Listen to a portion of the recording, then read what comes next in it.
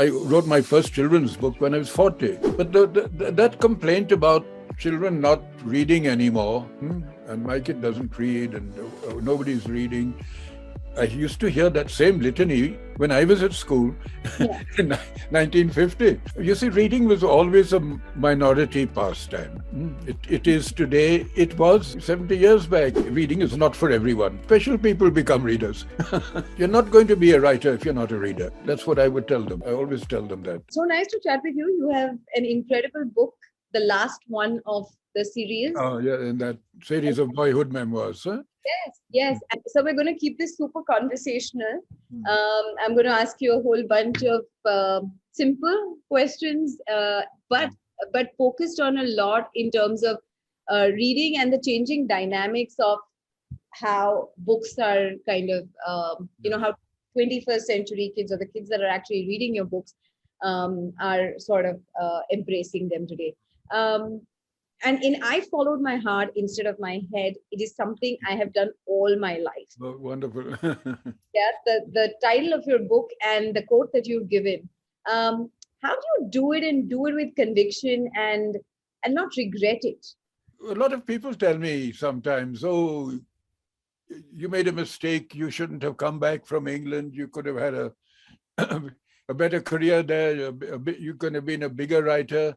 But I don't agree with them, because I write about India, about my life here and about people here, and I could never have done that there.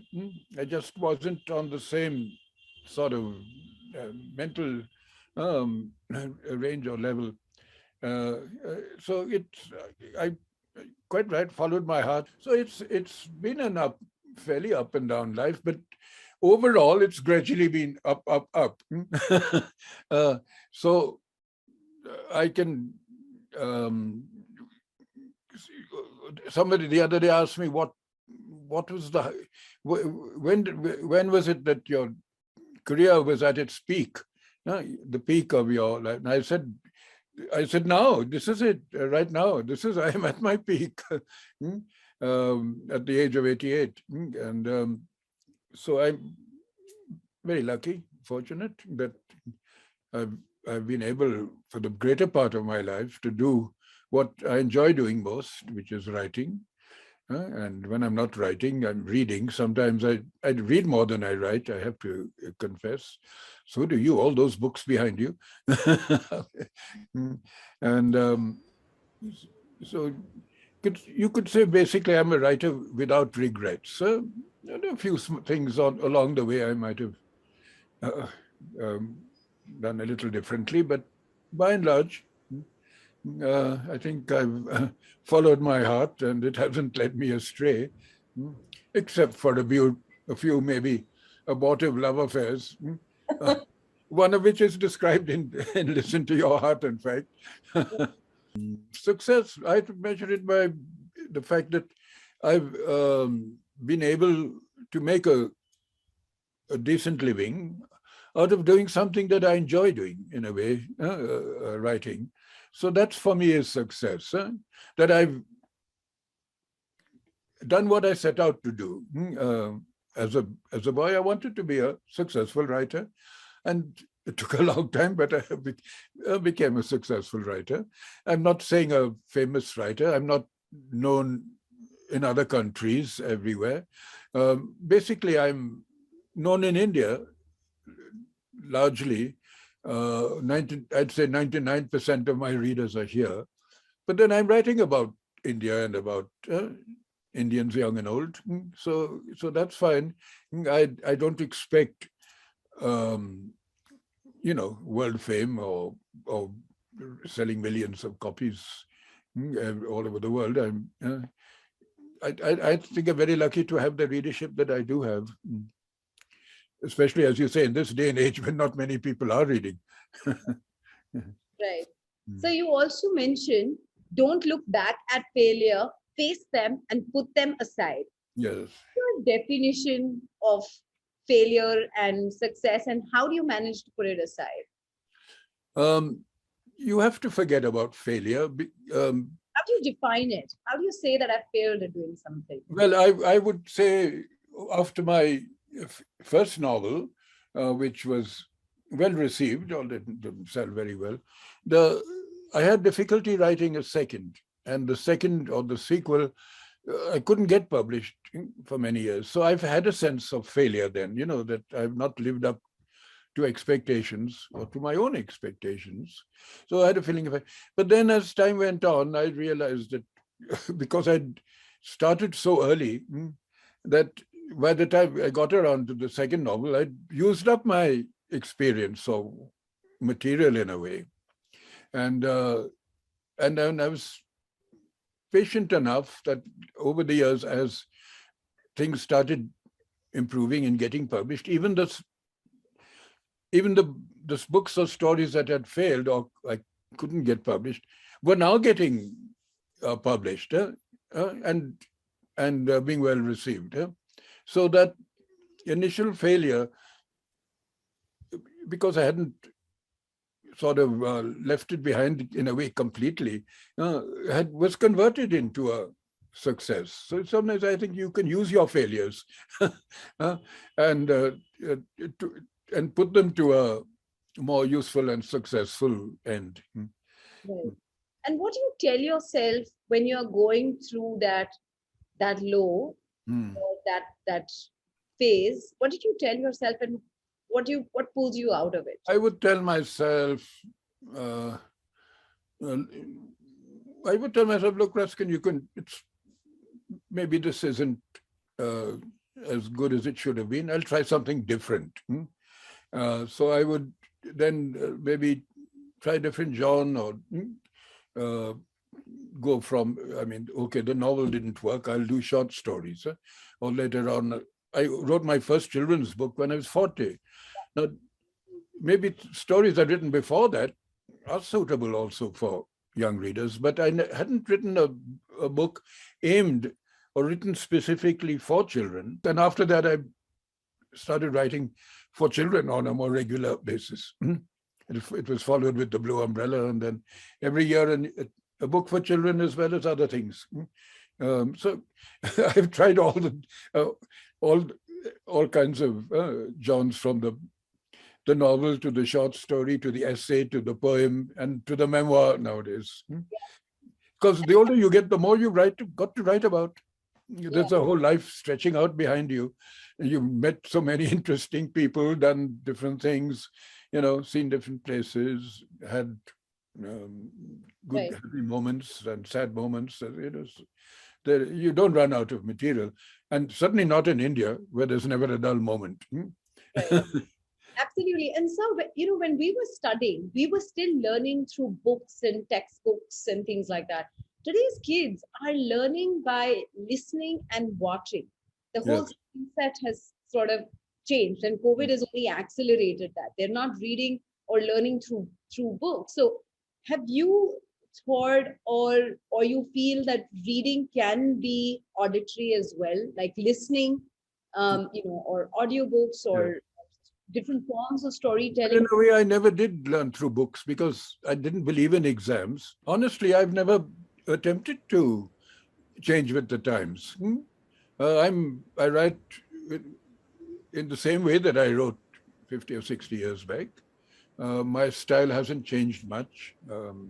It's simple or style, but I wouldn't say too simple, but I aim for clarity. I'm not, I want to communicate with the reader, but it's not I've never used at any period in my writing life any sort of contemporary slang or you might say or obscene language or anything like that, because that gets out of date. Because I'm not going with the current fashion. I never did, and I still don't. So I'm just telling a story, and scare you from being story won't date.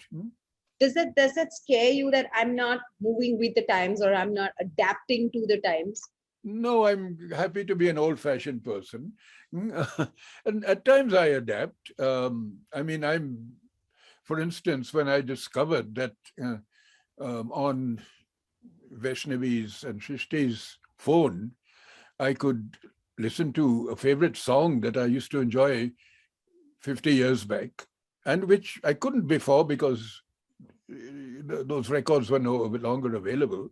So it's nice to know that I can now listen to a favorite song, or see an old movie, or even buy an elusive book, because you can get it online. So I make full use of these technological advances without having myself to have the botheration of actually handling them.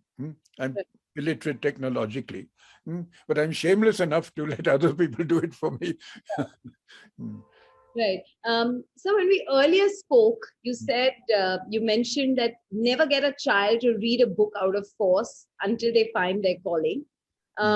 But as parents, one complaint that we often hear on the platform is children are becoming reluctant readers, or they're not finding their, my child doesn't try reading new genres is another complaint, or they're reluctant to try new books.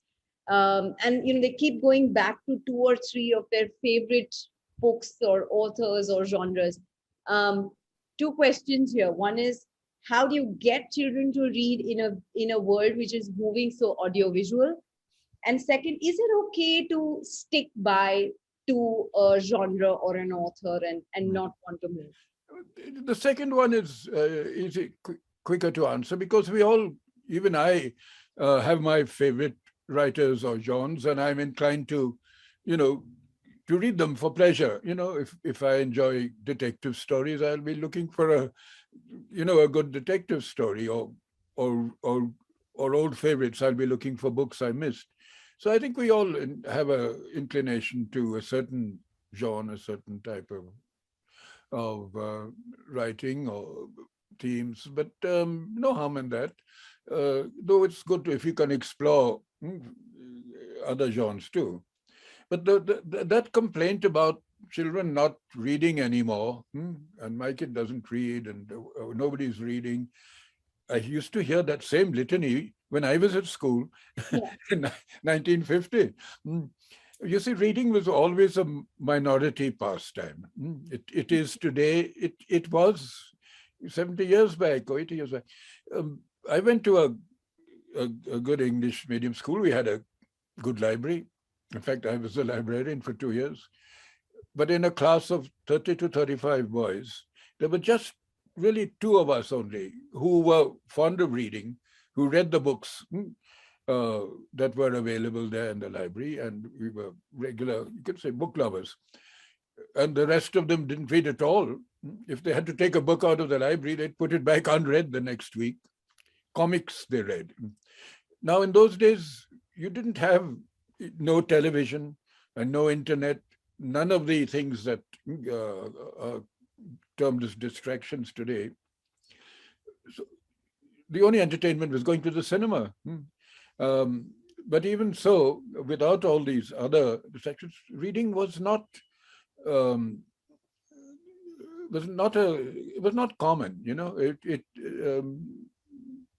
Not everyone read.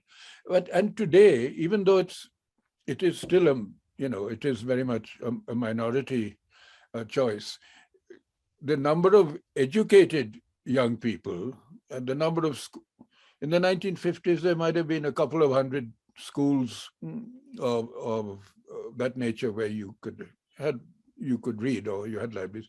Today, there are hundreds of thousands of them. All of them have libraries. They're supposed to have libraries.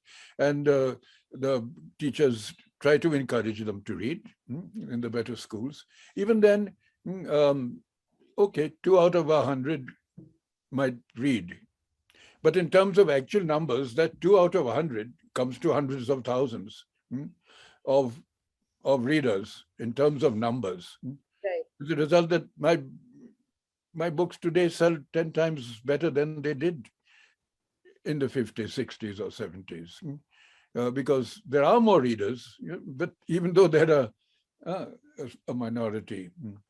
Right. So what I'm saying is, reading is not for everyone. It's just special people become readers. I love how you said that, because I have to tell you about this conversation that I was having with a couple of children, and they said that you said that everyone should read, but they said that not all successful people are readers, and not all readers are successful.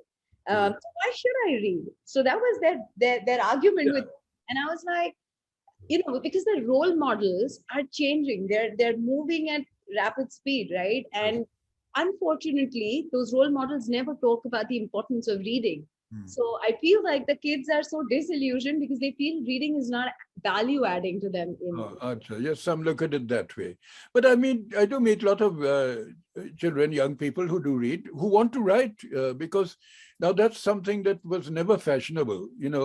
The desire by a young person at school or college or even after to write. And amazing, every week I get 2 or 3 self-published books or published by publishers who you have to pay to publish your book, and they're mostly by youngsters, even children sometimes. So mummy or daddy forks out a lakh or two to get their poems published.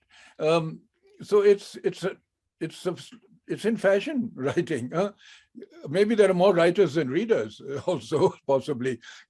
But the number of young, that's why that little book, How to Be a Writer, which I did a couple of years back, it's been selling very well, presumably by people who want to be writers, or are writing, or maybe having difficulty getting published. So, and when I finished school, 1950, there wasn't a single boy or girl that I knew who wanted to be a writer. It wasn't fashionable because you did not, in those days, become a celebrity. You were not a face. There was no television. You were known by your name, even if you were successful. Whether you were Graham Greene or P.G. Wodehouse, you wouldn't be recognized in the street. And today, writers, if they are in the least bit successful, they become public faces too, and public figures and mini celebrities, you could say, and not as big as film stars or cricketers, but so that is also an attraction. Right. I want to write a book, I'll be famous. Right. Not famous. That's natural. The urge, one should be ambitious. It's good to, why not be famous? But at least learn to write first, I would often say. That's my question to you. If you were a professor in a class full of children who wanted to write, what would your three key takeaways be for them? I would first tell them to be sure you can write proper. If you're writing in English or in Hindi or whatever language you're writing, your language should be correct. It should be at least reasonably grammatical. You should be able to put a sentence together, use words in an original way, have ideas, know how to express them in words, be a reader, because reading leads to writing. I think all great writers were readers when they were young. You're not going to be a writer if you're not a reader. That's what I would tell them. I always tell them that. You have to get the basics right. No, you can't just say I'm a writer and scribble anything, anything you want. Right. Also, if you said a very interesting thing in one of your books, which is you write, if you have a talent, my friend, hold on to it. God has given it to you. Today, with so many people, so much competition, how do you know you're good? Like, how did you know that I'm good at this? Yes, there's a lot of competition. Huh? True. Back in the 50s, 60s, we didn't have publishers who were publishing literature, let's say, fiction or poetry or generally. There were school book and textbook publishers. But if you wrote a novel, you would try to get it published abroad, because that was where you could hopefully make your name or get some royalties, get some recognition. So the writers of that period, like R.K. Narayan and Mulk Raj Anand and so many others published abroad. It was only in the early 80s that publishing came of age in India. I think in the early 1980s, with some of our own publishers like Rupa and all going into publishing in a big way, all kinds of books, including children's books, which were totally neglected, let's say before the 70s. And then others coming in, like, Penguin and HarperCollins and others. So now it's if you are a good writer, you can get published by a decent publisher. Some are very successful. There are young writers who make more money than I do, are far more successful than me. You can also get published abroad. If you need an agent for that now. Gone are the days when a publisher and a writer could have a close relationship. Now it's the agent who's all important, at least as far as getting published in Britain or America. Did it ever bother you? Did competition ever bother you? Competition, no, because I knew I was not writing the same thing, as other writers. So my writing has always been maybe personal, an essay type of writing, you could say, and I wrote a lot out of my own life. So I wasn't really pursuing or working on themes that other writers were perhaps doing. So I know that there's a certain type of book that sells well, and that's not the type of book I write. Although now many of my children's books are selling very well, and others too.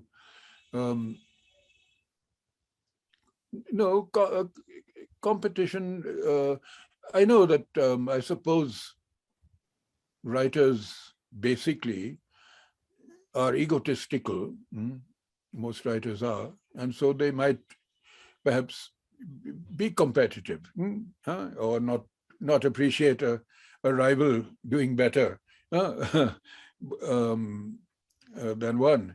oneself. But I think I've been living for too long to be worried about competition. In a way, I never did learn through books because I didn't believe in exams. At school, I submitted an exam paper saying on it, exams are rubbish. Yes. And of course, I got a 0, a naught out of 100 for that. But I didn't like to study books. I loved Dickens, read all his works, but when we had to study Great Expectations, I shied away from it. The fact that you had to study it and answer questions on it. Mr. Bond, thank you so very much for this lovely conversation, and wish you a very, very happy birthday tomorrow. Thank you so much. I enjoyed it. Thank you. See you.